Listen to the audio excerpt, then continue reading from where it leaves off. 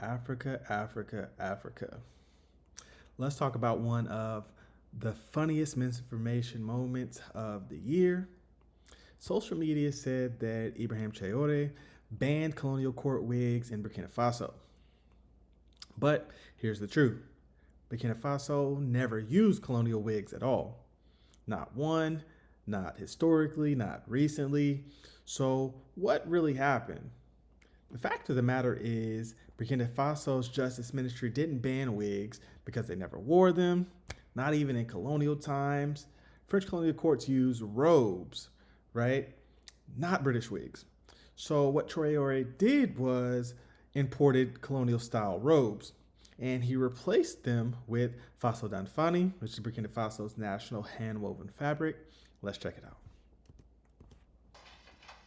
Francois Yameogo's workshop specializes in making Faso Danfani, a hand-woven fabric with colors and patterns.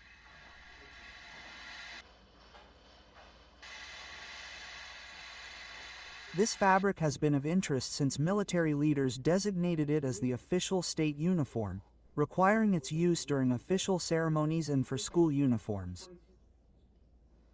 Currently, I think there are almost 500,000 people working in this field of craftsmanship. But when we talk about textiles in general, all things considered, cotton growers, tailors, weavers, we have 2 million, which is already quite a lot. So, it has a significant impact on the country's economy. And the goal is to produce more and process more.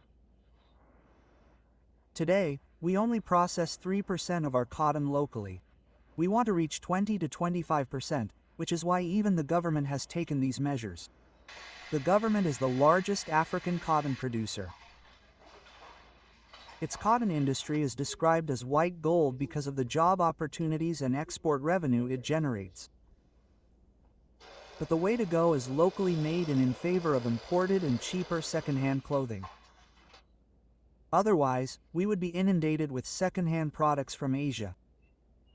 And that's not normal. And then also, we don't know these products that come from there. We don't know. We don't even know how these products are made in terms of health, in terms of our bodies. Look at the fries that come from there. Is it washed? It's not washed. We don't know. For those that come from China, aren't the dyes used wicked? We don't know. Whereas the way to go is pure cotton, and the whole world is fighting to have cotton. Cotton is noble and we don't know its value. It's up to us now to enhance it and be able to use it, and to know that not only does it create jobs, it's also good for our health. All right, guys, so let's get the facts correct. Burkina Faso's Justice Ministry, again, did not ban wigs because they never wore them. So not even in colonial times. Burkina Faso was a French colony, right? So they used robes, not British wigs. And what Ibrahim Traore did was ban the imported colonial style robes, again, and replace them with Faso Danfani, Burkina Faso's national handwoven fabric. And this reform means that no more European style judicial robes, and court attire now has been forced to be made locally. So national identity is woven into state institutions, economic support for local Burkinabe weavers, and a justice system that looks like the people it serves. So instead of sweating under velvet robes designed for, I will say, Paris winters, judges now wear clothing designed by Burkinabe artisans for the Burkinabe climate. Right, so checking here, we verified these sources with the AFP fact check, confirming that Burkina Faso never used these wigs, and the Ghana fact and MIT Africa confirm Ghana still uses these wigs despite many rumors as well, right? So the government releases show Burkina Faso only changed robes, not wigs. So let's look into why this matters. Social media made the story smaller by focusing only on wigs, but the story is a lot larger. So Burkina Faso, as many of you know, is redesigning the state identity. African aesthetics are replacing colonial leftovers, and judicial spaces. The most conservative institutions are finally changing. So there are many countries still using these colonial wigs and robes. So let's talk about the continent, right? These are the African countries that are unfortunately still using the European wigs and robes from the colonial era. This list is accurate as of the making of this video, and we're not shaming these countries. We're calling it to the front in hopes that soon it will be corrected. So let's start. So Nigeria is still using them. Wigs used at the Supreme Court and the Court of Appeal. And judges do frequently complain about the heat. So there's a reform debate, and it's growing louder as we speak. Ghana is still using, despite many of the rumors and the viral AI images that are spread across the internet, in the traditional Ghana print, right? So court statutes still require wigs in higher courts. The Supreme Court nominees defend the tradition as of 2025, unfortunately. Kenya still partially uses these. The lower courts have phased out wigs. High courts and ceremonial sessions still use them, so there's not a full ban in Kenya yet. Uganda still uses them as well. So British style wigs remain in major courts, and some lawyers locally criticize them as outdated. Shout out to them. Sierra Leone, the strongest remaining tradition that I was able to find. So full British robes, white wigs still common, one of Africa's most unchanged colonial dress systems, unfortunately. Zimbabwe is still using them as well. So wigs in Supreme Court and the High Court. Public debate is slowly rising. Zambia is still using them, unfortunately, as well. So wigs plus ceremonial robes retained at the higher courts. No reform has been announced as of yet.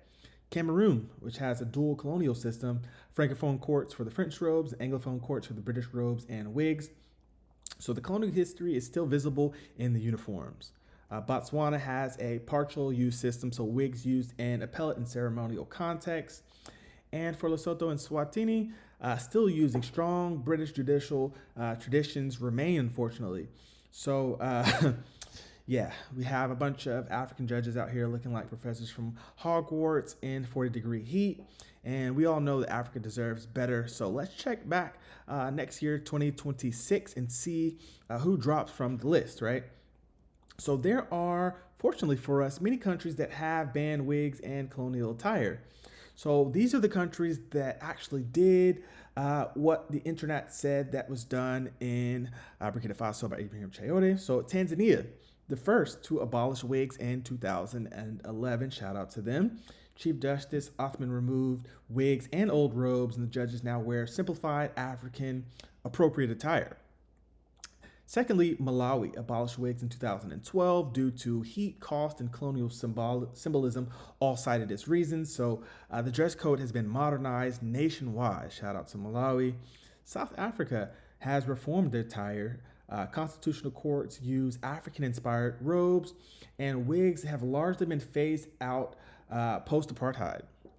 Shout out to them. Kenya, lower courts have reformed them, but not a full ban, as we said earlier, but significant removal of wig requirements. And Burkina Faso, again on the list, we want to reiterate the robe reform. So there was not a wig ban, it did not exist, but massive identity shift through the Faso Danfani robes. So who's next to drop colonial attire? Let's see.